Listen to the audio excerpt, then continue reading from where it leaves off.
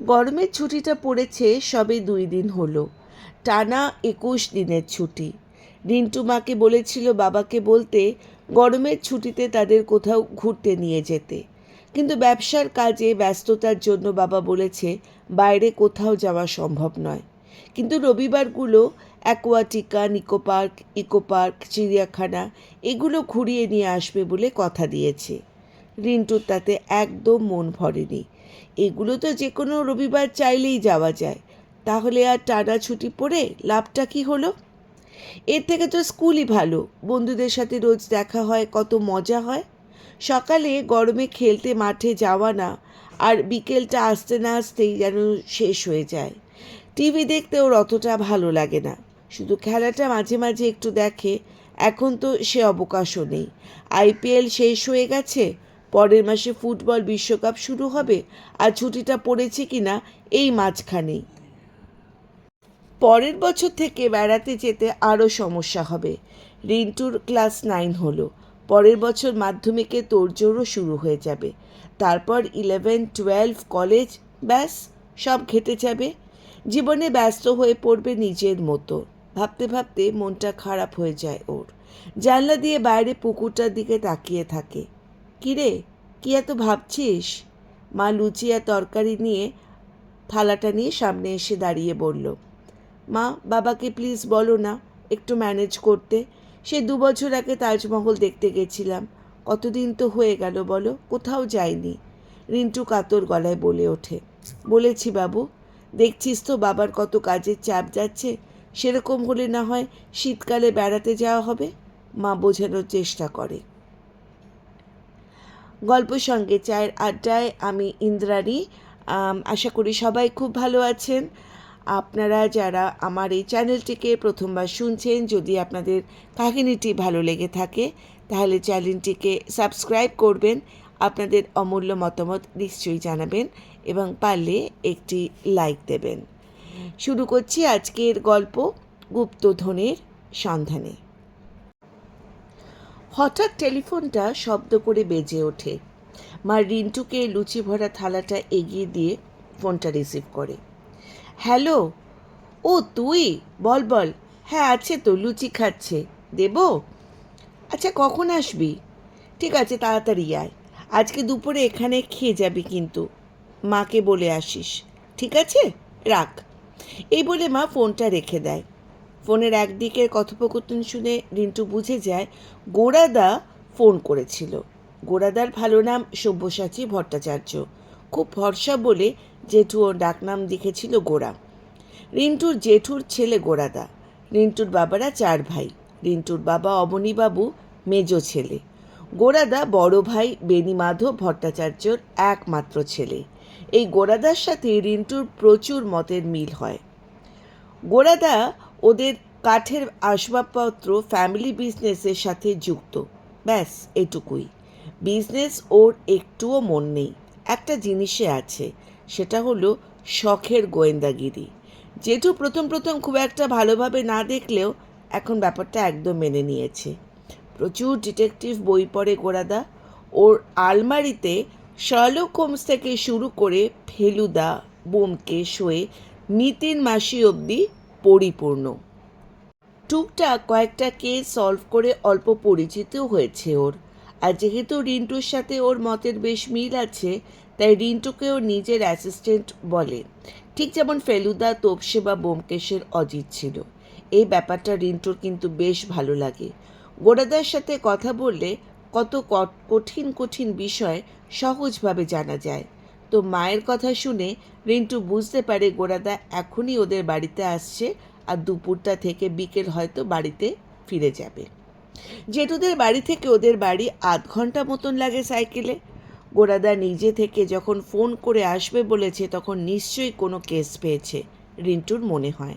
কিছুক্ষণ পরেই রিন্টু সাইকেলের বেলের আওয়াজ পায়। দরজা খুলতেই একজন 6 ফুট লম্বা ফর্সা ছেলে ঘরে ঢুকে আসে। গোড়াদাকে দেখে রিন্টু খুব খুশি হয়। বসো বসো, লুচি দি, মা গোড়াকে বলে উঠল। না গো কাকিমা, আমি ব্রেকফাস্ট করে এসেছি, গোড়াদা জানায়। তা রিন্টু, আজকাল কি করছিস? গরমের ছুটি তো পড়েছে, কোনো প্ল্যান? আরে দেখো না, তোর কাকু ব্যবসা সামলে সময় করতে পারছে না, আর রিন্টু বেড়াতে যেতে পারছে না বলে ভীষণ মন খারাপ করে বসেছিল সকাল থেকে। মা বলে যায়, আমি এর একটা সমাধান করতে পারি যদি তোমরা সম্মতি দাও। কীরকম শুনি? মা জানতে চায়। আমার মায়ের মামার বাড়ি কৃষ্ণনগরে, তা অনেক দিন ধরেই যাওয়া হয় না। ওরা অনেক দিন ধরে আমাকে দেখতে চাইছে, বড় হবার পর তো আর যাওয়াই হয়নি। ভাবছি একবার ঘুরে আসবো। ভাবলাম একা একা যাব, রিন্টু যদি আমার সাথে যায় তাহলে আর একা একা যেতে হয় না, আর ওর গরমের ছুটিটাও কাজে লেগে যাবে, বাড়িতে বসে বোর হতে হবে না। গোরাদা মাকে জানায়, হ্যাঁ সে তো যেতেই পারে, দাঁড়া তোর কাকু আসুক, অনুমতি দিলেই হয়ে যাবে, আমি তো রাজি। বলতে বলতে রিন্টুর বাবা বাড়ি ঢোকে। দুপুরে খাবার টেবিলে মা কথাটা বলে। বাবা প্রথমে দুজনে যাবে শুনে একটু চিন্তা করছিল, কিন্তু গোরাদা আশ্বস্ত করে। মাও বলে, নিজে যখন যেতেই পারছো না কোথাও, যাক কয়েকদিন একটু ঘুরেই আসুক। বাবা আর আপত্তি করেনি। তাছাড়া গ্রামের পরিবেশকে উপেক্ষা করার মতন ভুল কেউ করে নাকি? রিন্টু তো আনন্দে লাফিয়ে ওঠে। রিন্টুর বাবা রওনার দিনক্ষণ আর থাকার ব্যাপারে সব জেনে নিয়ে আশ্বস্ত হয়। অবশেষে ওরা রওনা হয়। শিয়ালদা থেকে ট্রেন ধরে। বাবা ওদের স্টেশনে ছেড়ে দিতে যায়। বাবা দাঁড়ানোর সাথে সাথেই ট্রেনটা আস্তে আস্তে করে ছাড়তে শুরু করে। রিন্টু জানলা দিয়ে বাড়ি গাছপালা সব পিছিয়ে যেতে দেখে। কিরে, কেমন লাগছে? গোরাদা হাসি মুখে জিজ্ঞাসা করে। দারুণ লাগছে গোরাদা, ছুটিটা না এবার সার্থক মনে হচ্ছে। রিন্টু উল্লসিত মনে বলতে থাকে। এখনো তো কিছুই হলো না, প্রায় 2.5 ঘন্টা মতন লাগবে পৌঁছতে। তাছাড়া তোকে তো আসল একটা কথা আমি বলিনি, ওটা তো চেপে গেছি। আসলে কি বলো তো? কি তোকে বলবো? প্লিজ বলো না কি কথা। আমরা কিন্তু নিছক বেড়াতে যাচ্ছি না। তোর জেঠিমার দাদু প্রতাপ নারায়ণ চৌধুরী দিন কয়েক আগে গত হয়েছেন, কিন্তু তার আগে তিনি একটা চিঠি রেখে গিয়েছিলেন। ওনার মৃত্যুর পর সেই চিঠিটা ওনার আলমারি থেকে উদ্ধার করা হয়েছে, বুঝতে পারলি? ওই চিঠিটাতে উনি লিখে গেছেন, আমার অসীম সম্পত্তি রেখে গেলাম, পারলে খুঁজে বার করে নিও। নিচে একটা ধাঁধা লেখা।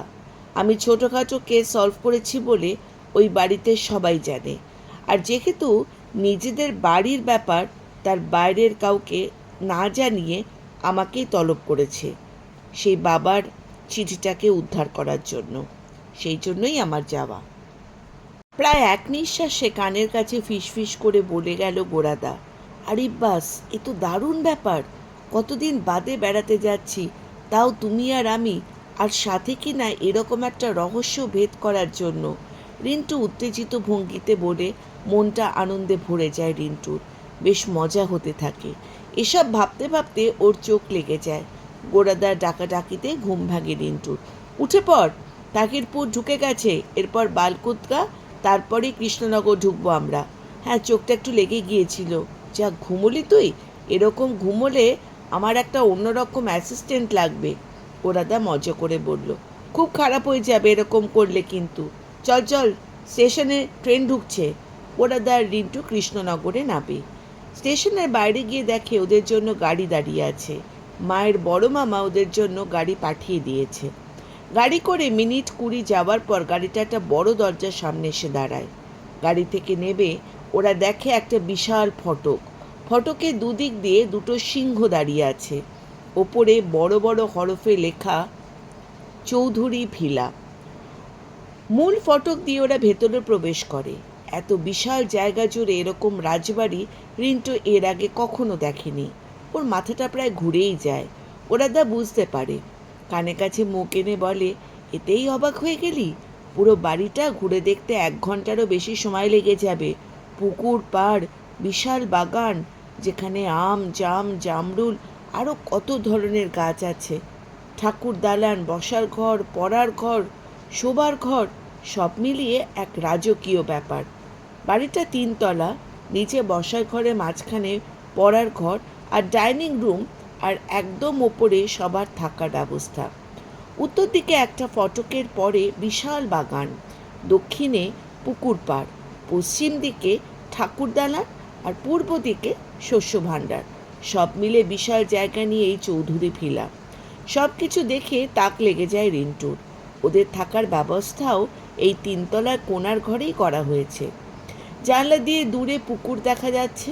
সন্ধেবেলা বসার ঘরে গোরাদাকে ডেকে পাঠায় মায়ের বড় মামা বীরেন্দ্র নারায়ণ চৌধুরী। রিন্টুও সাথে যায়। বীরেন্দ্রবাবু রিন্টুর দিকে তাকিয়ে একটু ইতস্তত করতে থাকে। গোরাদা রিন্টুর পরিচয় করিয়ে দিয়ে রিন্টুর সামনে কথা বলার অভয় দেন। বীরেন্দ্রবাবু বলেন, বাবা বরাবর আমাদের সম্পত্তির কথা বলতেন, কিন্তু খোলসা করে কিছুই বলেননি। ব্যাংকে যে টাকা আছে সেটা আলাদা, এছাড়া অনেক স্থাবর অস্থাবর সম্পত্তিও আছে। কিন্তু বাবা মারা যাবার পর আলমারি থেকে ওই চিঠিটা পাওয়ার পর থেকে খুব অস্বস্তি হচ্ছে, আর এইরকম একটা ধাঁধা লিখে যাওয়ার মানেটাও বুঝতে পারছি না, তাই তোমাকে ডেকে পাঠালাম।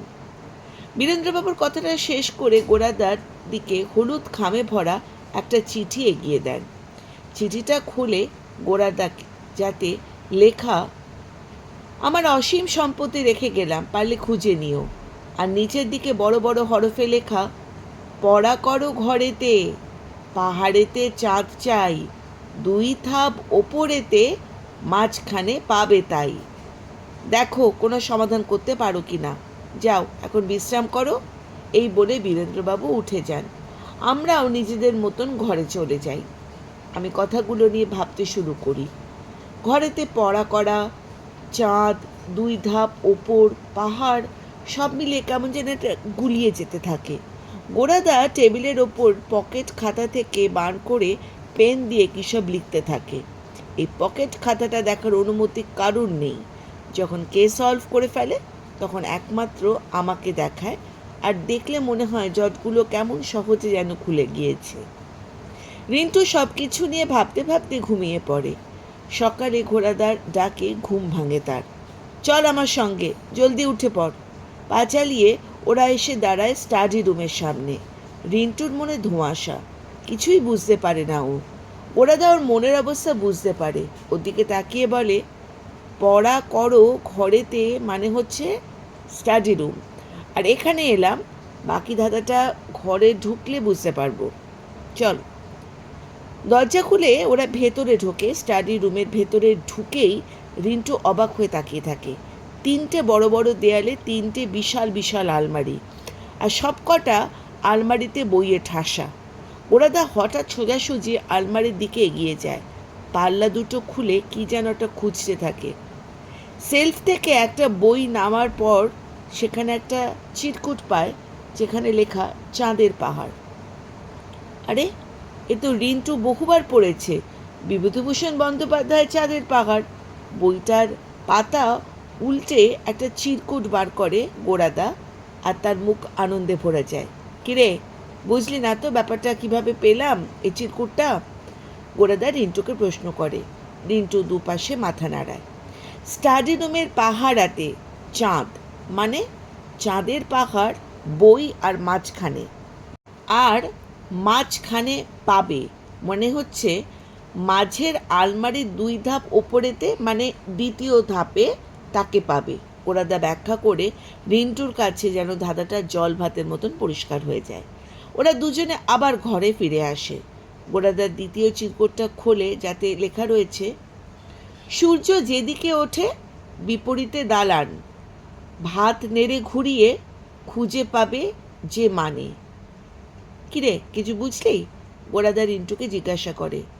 সূর্য পূব দিকে ওঠে, বিপরীত মানে হচ্ছে পশ্চিম দিক, তার মানে পশ্চিম দিকে কোনো দালান আছে, কিন্তু তৃতীয় লাইনটার মানে বুঝতে পারছি না। রিন্টু বলল, সাবাস, এই লাইনটায় আমারও খটকা লাগছে, ভাবতে হবে বুঝলি। যাই, আগে তো স্নান করে আসি। এই বলে গোরাদা স্নান করতে চলে যায়। স্নান সেরে এসে গোরাদা আবার নিজের পকেট খাতা খুলে কী সব লিখতে আরম্ভ করে। দুপুরে খাওয়া শেষ করে রিন্টুকে বলে, চল একটু পশ্চিম দিকটা ঘুরে আসি, যাবি নাকি? রিন্টু তো এক পায়ে রাজি। ওরা পশ্চিম দিকে হাঁটা শুরু করে। একটু হাঁটার পর ওরা ঠাকুর দালানে এসে পৌঁছায়। কি বিশাল ঠাকুর দালান, যেখানে বড় বড় সব থাম আর একসাথে প্রায় 80 থেকে 100 জনের মতো দাঁড়াবার জায়গা। এত বড় ঠাকুর দালান রিন্টু এর আগে কখনো দেখেনি। গোরাদা চারদিকে দেখতে দেখতে যেখানে পৌঁছয় সেখানে পুজো হতো। রিন্টুও পাশে এসে দাঁড়ায়। এখন এই জায়গাটায় ঠাকুর ছাড়া যেন একটু বেশিই ফাঁকা লাগছে।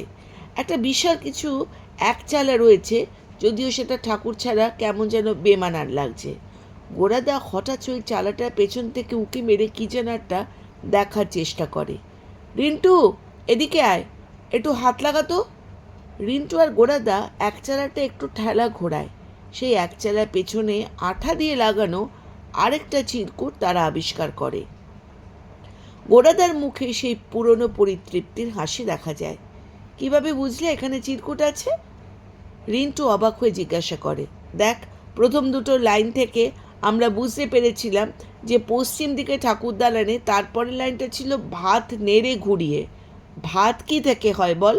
গোরাদা দুটো প্রশ্ন আমার দিকে ছুটিয়ে দেয়। চাল, রাইট। চাল মানে রান্নার চাল নয়, উনি এক চালা বোঝাতে চেয়েছেন। চাল নেড়ে ঘুরিয়ে মানে এক চালাটা ঠেলে ঘুরিয়ে দেখার ইঙ্গিত দেওয়া ছিল ওই আগের চিরকুটটায়। রিন্টু যেন বিস্মিত হয়ে গোরাদার দিকে তাকায়। চল ঘরে চল, পরের চিরকুটটা পড়তে হবে তো। দুজনে এবার ঘরের দিকে পা বাড়ায়। ঘরে গিয়ে রিন্টু চিরকুটে কি লেখা আছে জানতে চায়। গোরাদা চিরকুটটা খোলে এবং তাতে লেখা রয়েছে, 2 গজ দূরেতে পাশে ঘেঁষে বেদি পাই, খুঁড়লে মাটির গড়ল 20 মনে হবে ভাই। এটাই শেষ ধাঁধা, উত্তর খুঁজে পেলে তুমি রাজা নইলে ফকির।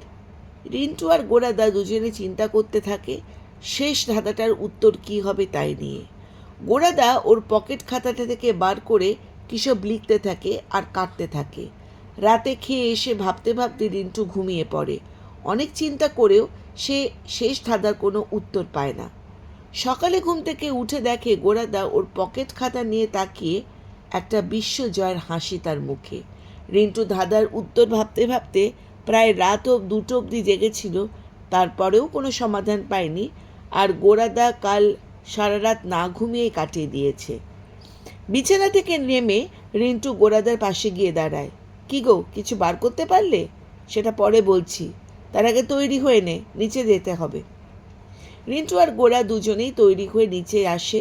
নিচে এসে রিন্টু দেখে গোরাদার মায়ের বড় মামা বীরেন্দ্র বাবু দাঁড়িয়ে রয়েছেন। সবাই তৈরি তো? তাহলে যাওয়া যাক। গোরাদা বীরেন্দ্রবাবুর দিকে তাকিয়ে জিজ্ঞাসা করেন। বীরেন্দ্রবাবু মাথা নেড়ে সম্মতি দিলে তারা উত্তর দিকে হাঁটতে শুরু করে। রিন্টুও পিছু নেয়। রিন্টু এখন এই শেষ ধাঁধাটা সমাধানের জন্য হিমশিম খাচ্ছে।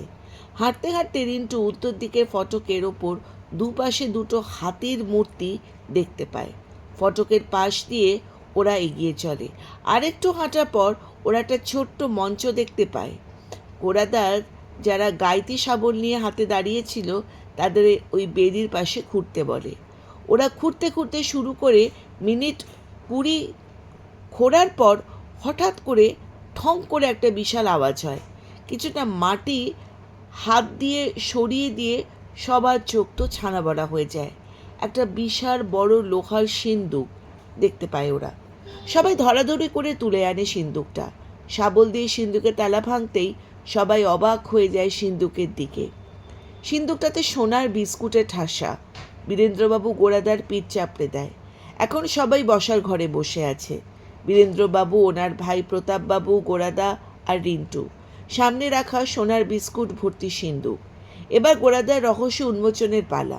প্রথম দুটো ধাঁধার কথা রিন্টু জানত, তাই এগুলো বলার সময় ও বেশি মাথা ঘামায়নি। এখন গোরাদার তৃতীয় ধাঁধাটার সমাধান সূত্র বলবে। তৃতীয় ধাঁধাটা কী ছিল মনে আছে রিন্টু?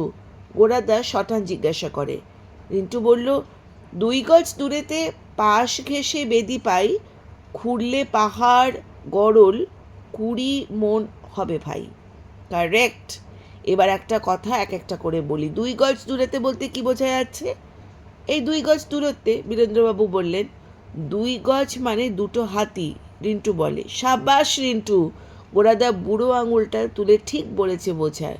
তো দুটো হাতি যেদিকে সেদিকের উত্তর দিকে ফটকের ওপরে আছে। নেক্সট লাইন ছিল পাশ ঘেরে বেদি পায়, যেটা উত্তর দিকে বেদি বোঝানো হয়েছে। খুললে পাহাড়ে গরল, এটা আমি কিছুই বুঝিনি। রিন্টু বলে, গরল মানে কি? গোরাদা প্রশ্ন করে, বিষ, বীরেন্দ্রবাবু জানান।